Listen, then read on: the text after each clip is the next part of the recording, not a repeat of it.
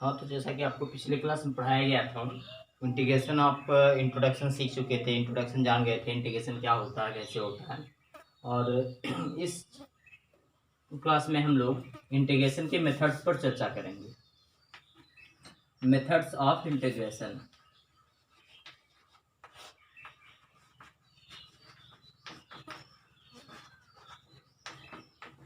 यानी समाकलन की विधियां कौन कौन सी हैं, उस पर एक बार चर्चा होगी।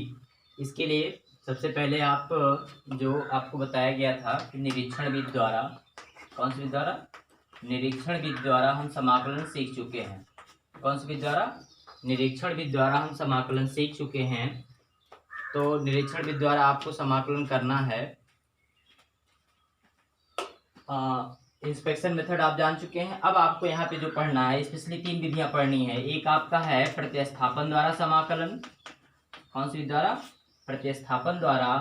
दूसरा आपका है आंशिक भिन्न द्वारा।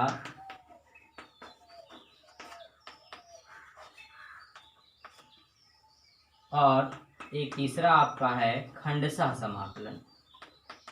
खंडशः समाकलन, integration by substitution, partial differentiation method और integration by part. 3 method specially हम इस पे यहाँ पे चर्चा करेंगे। निरीक्षण विधि में आपको बताया था रिवर्स प्रोसेस ऑफ डिफरेंशिएशन की तरह उसको हम यूज करते हैं। तो इसमें देखते हैं, कुछ सवाल आज आपको बताएंगे हम और फिर इस पर आगे चर्चा होगी। प्रतिस्थापन द्वारा समाकलन कैसे किया जाता है।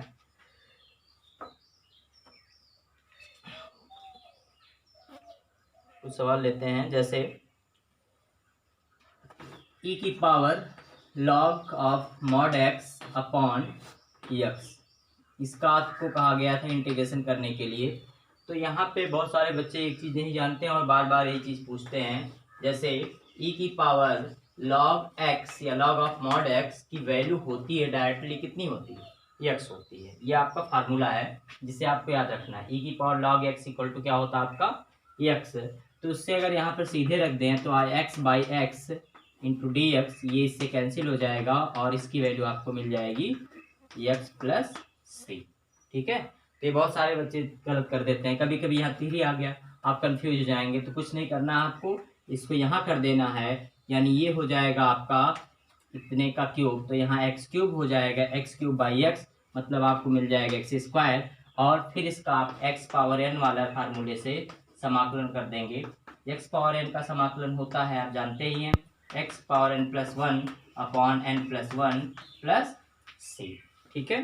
तो इस फार्मूले में अगर रख दें तो एक्स स्क्वायर क्या हो जाएगा? एक्स पावर 2 प्लस 1 मतलब 3 अपॉन 3 प्लस सी।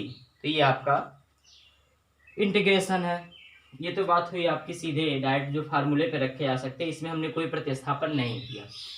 लेकिन कभी कभी स्थिति क्या आ जाती है कि ऐसे दो फलन दिए रहते हैं जिसमें एक को मानने पर दूसरा वाला आपको फलन मिल जाता है, या डायरेक्टली आपका समाकलन उनका नहीं हो सकता है। जैसे मान लीजिए साइन ए एक्स का आपको समाकलन करना है, ए की प्लेस पे कुछ भी हो सकता है, साइन ए एक्स का समाकलन करना है, या ऐसे फलन का समाकलन करना है जो कि जो आपका जनरल फॉर्म होता है उस फॉर्म में तो रहेंगे, लेकिन एक्स के प्लेस पे कोई अदर वैल्यू आ जाएगी। जब भी ऐसा हो कि एक्स के प्लेस पे कुछ और आ जाए तो उस पूरी चीज को, जैसे साइन ए एक्स, साइन एक्स होना चाहिए तो एक्स के प्लेस पे क्या आ गया? ए एक्स। तो इस स्थिति में हम इस पूरी चीज को, ए एक्स को हम टी सपोज कर लेते हैं। क्या सपोज कर लेते हैं? टी। उसके बाद इसका डिफ्रेंसिएशन करके इस डी एक्स की वैल्यू निकालते हैं। ए का अवकलन, अगर चर और अचर एक साथ हो तो अवकलन करते हैं। अवकलन तो हमेशा करेंगे, लेकिन चर और अचर हो तो चर आपका बाहर हो जाता है, फिर इसका आप अवकलन करते हैं। A D X equal to हो जाएगा आपका D T, then D X equal to आपको मिलेगा डी टी बाई ए। इसकी वैल्यू डी एक्स की यहाँ हम पुट कर दें तो इंटीग्रेशन ऑफ साइन, यहाँ आपने इसको सपोज किया था टी, तो साइन टी, और डी एक्स के प्लेस पे हम क्या रख देंगे? डी टी बाई ए। तो ये हो जाता है 1 by a integration of sine T D T. अब साइन का समाकलन आप आसानी से जानते हैं, साइन का समाकलन होता है माइनस कॉस टी, तो 1 अपान ए कॉस टी प्लस सी। और यहाँ पे हम किसकी वैल्यू रख देंगे? टी की, तो -1 अपान ए कॉस टी की वैल्यू जितनी आप सपोज किए थे ए एक्स प्लस सी। ठीक, तो कब हम जानेंगे प्रतिस्थापन लगाना है और कब जानेंगे नहीं लगाना है, इसका लिए आप देख सकते हैं कि जब भी आप कोई फलन दिखे और x के प्लेस पे कोई अदर चीज दिख जाए तो जान लीजिए वहां पे आपको प्रतिस्थापन करना है, x के प्लेस पे कोई मान रखना है। जैसे मान लीजिए एक क्वेश्चन आप लेते हैं sine cube x D x, इसका आपको समाकलन करना है, sine cube x D x का समाकलन करना है। लेकिन मानने में कुछ सावधानियां भी बरतनी पड़ती हैं। जैसे इसमें डायरेक्टली अगर आप देखें तो ये लिखा जा सकता है आपका साइन एक्स का whole cube into D X. आप जान सकते हैं, क्या जान सकते हैं, ये आपका एक्स पावर एन के रूप का है, बस एक्स की जगह क्या हो गया आपका साइन एक्स हो गया है। लेकिन समस्या यहाँ ये उत्पन्न होगी कि एक्स की जगह पे साइन एक्स आप अगर ले लेते हैं तो साइन का अवकलन काश होता है, जो कि यहाँ पे मौजूद होना चाहिए, जो कि इसमें है नहीं। तो ऐसी स्थिति में हम इसमें इसको दो फलन ऐसा बनाते हैं जिसमें एक का अवकलन दूसरा मौजूद हो। जैसे यहाँ पे आप अगर इसको लिख सकते हैं sine square x into sine x into D x. इस स्थिति में साइन स्क्वायर को हम तोड़ सकते हैं, 1 माइनस कास स्क्वायर एक्स, और साइन एक्स को कुछ ना लिखिए आप साइन एक्स डी एक्स से लिख दीजिए। अब कास एक्स को टी सपोज कर लीजिए, कास एक्स इक्वल टू टी। अब इसका समाकलन अगर करते अवकलन करते हैं, कास एक्स का अवकलन होता है आपका minus sine x D x बराबर आपको डी टी मिल जाएगा। तो साइन एक्स डी एक्स यहाँ देखिए मौजूद है, तो साइन एक्स डी एक्स की वैल्यू हो जाएगी कितना, ये माइनस को आप ट्रांसपोजिंग कर लेंगे तो माइनस डी टी। तो अगर इसको आगे सॉल्व करें, अब इसमें वैल्यू रख सकते हैं 1 माइनस, इसकी जगह पर हमने क्या सपोज किया था टी सपोज किया था, टी स्क्वायर हो गया, और इसकी जगह पर क्या आ गया माइनस डी टी आ गया। माइनस से अंदर गुणा करके अलग अलग कर लेते हैं, टी स्क्वायर माइनस प्लस गुणा टी स्क्वायर हो जाएगा, ये माइनस 1 बाद में हो जाएगा, दोनों को अलग अलग कर देते हैं 1 डी टी। अब दोनों का अलग अलग समाकलन आप जानते हैं, टी स्क्वायर का समाकलन हो जाएगा टी क्यूब बाई 3 माइनस 1 का समाकलन हो जाएगा टी प्लस सी। ठीक है, तो इस तरह आपका क्वेश्चन कोई भी रहे तो उसको दो फलनों में इस तरह आप तोड़िए ताकि एक का अवकलन दूसरा उसमें मौजूद हो। जैसे यहाँ पे देखिए साइन एक्स, अगर हम साइन को मानते हैं तो कॉस मिलना चाहिए, यहाँ पे हम डायरेक्ट मान नहीं सकते, मानेंगे तब जब भी उसका अवकलन मौजूद रहेगा तभी मानेंगे। ठीक है, अब जैसे पिछले सवाल में था आपका साइन ए एक्स था, अब ए एक्स का अगर हम अवकलन करेंगे तो केवल डी एक्स मिलता है जो कि मौजूद रहता है हमेशा।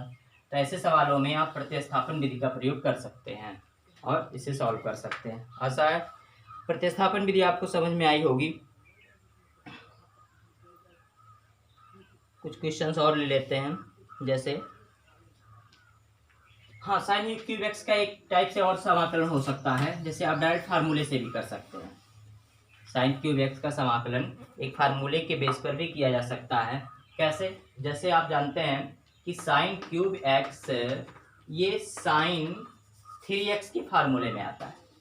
किसके फार्मूले में आता है, साइन 3x के। साइन 3x का फार्मूला क्या होता है, 3 साइन ए माइनस 4 साइन क्यूब ए। 3 साइन ए दिख रहा होगा आपको, साइन ए माइनस 4 साइन क्यूब ए। इस फार्मूले में आप देख सकते हैं ये साइन क्यूब ए आ रहा है, तो साइन क्यूब ए यहाँ x रहेगा तो x लिखा जाएगा, यहाँ a रहेगा तो आपका a लिखा जाएगा। तो साइन a की वैल्यू यहाँ हम साइन क्यूब x की वैल्यू आप निकाल सकते हैं।